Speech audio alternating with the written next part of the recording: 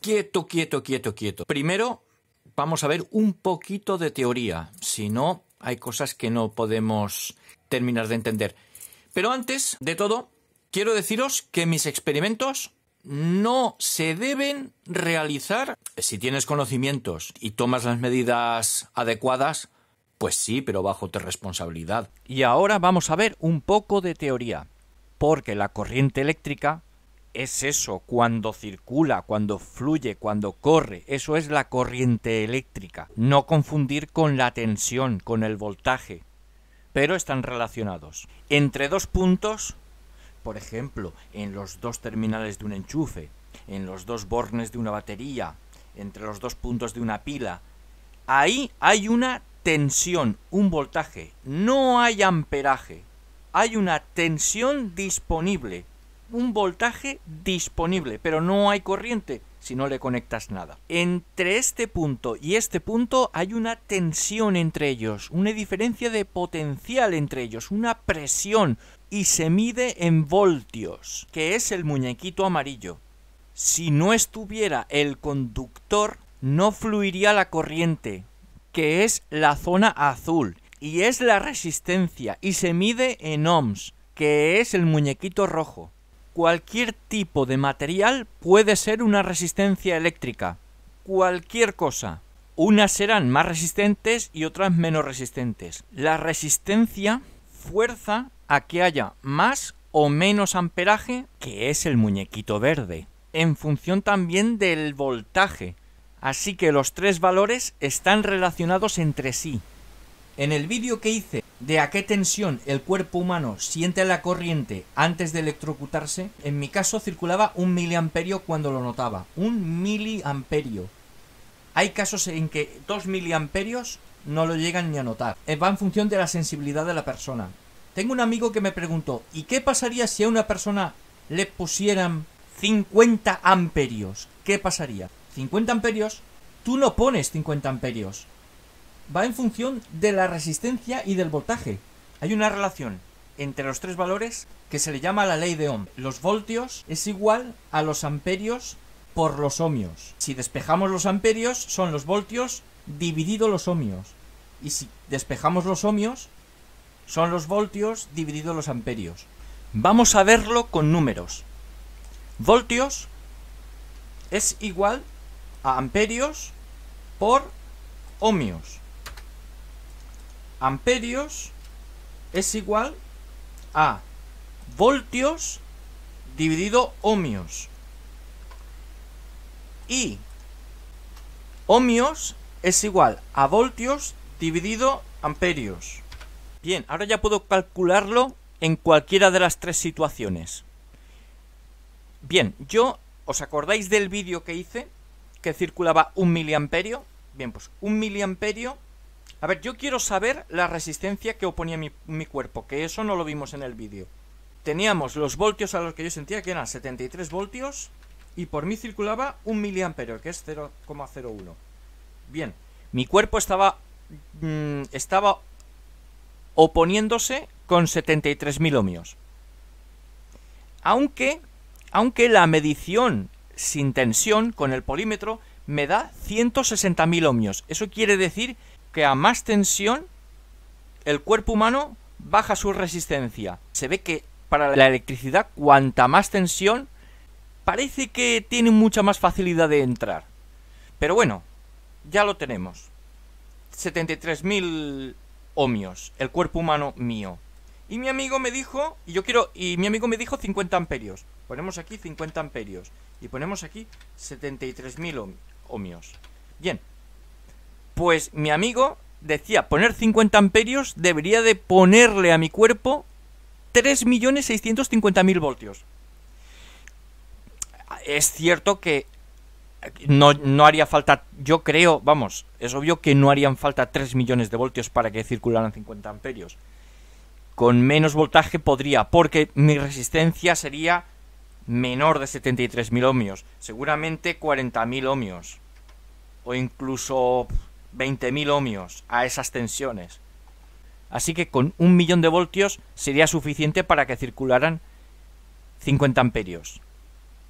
nada comparable con una batería de 12 voltios. No me van a pasar 50 amperios porque la batería tenga una capacidad de suministro de 50 amperios, que es a lo que mi amigo se refería. Harían falta 1.000.000 de voltios o menos. Obviamente la muerte sería instantánea y ese amperaje no creo que circulara mucho tiempo porque el cuerpo humano por dentro se abriría para que pasara ese amperaje y se quemarían los tejidos.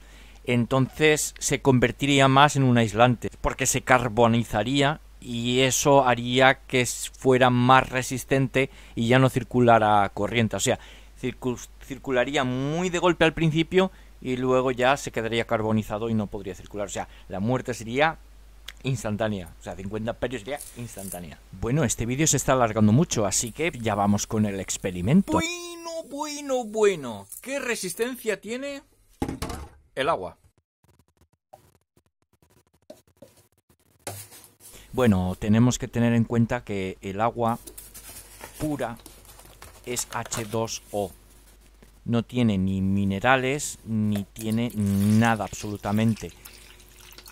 Y el agua convencional que bebemos, que hay en los grifos, pues tiene otras sustancias incluidas.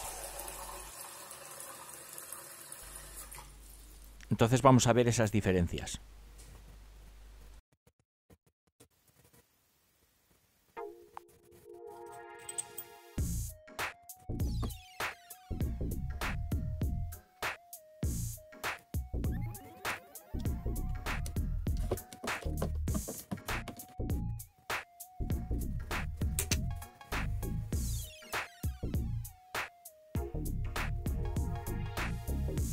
Y sorpresa, el agua es un aislante.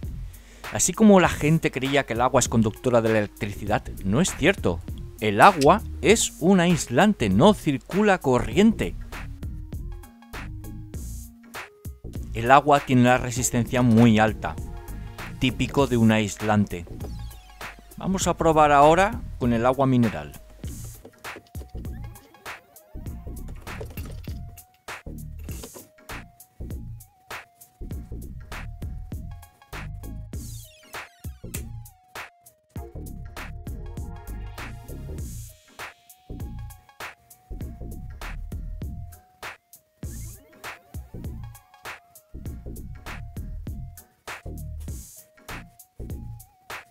Vamos a calcular los ohmios que tiene el agua mineral del grifo.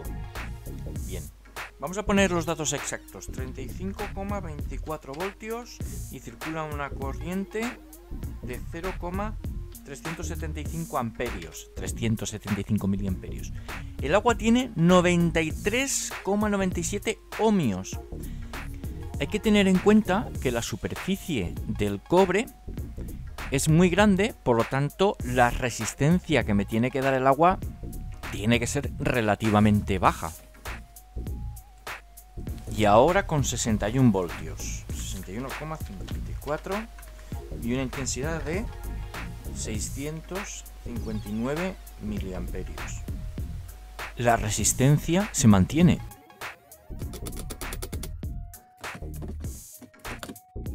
Que yo haya tenido que oír decir que el agua es el conductor ideal, madre mía, si el agua es un aislante.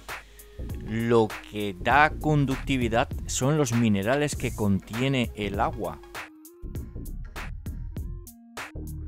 Y ahora voy a conectar una bombilla de 12 voltios, 21 vatios en serie, la cual funcionará perfectamente a 1,75 amperios.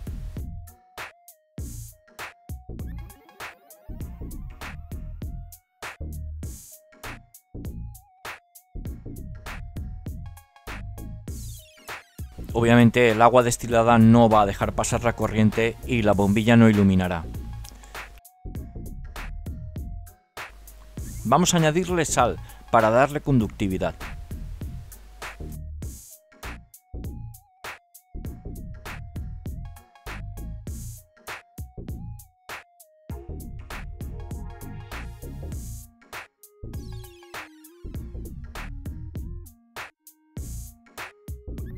a 1,75 amperios, estamos asegurando que en la bombilla cae 12 voltios, como me dice el fabricante.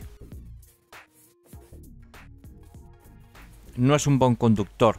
Es conductor gracias a la sal que le hemos puesto y está produciendo electrolisis.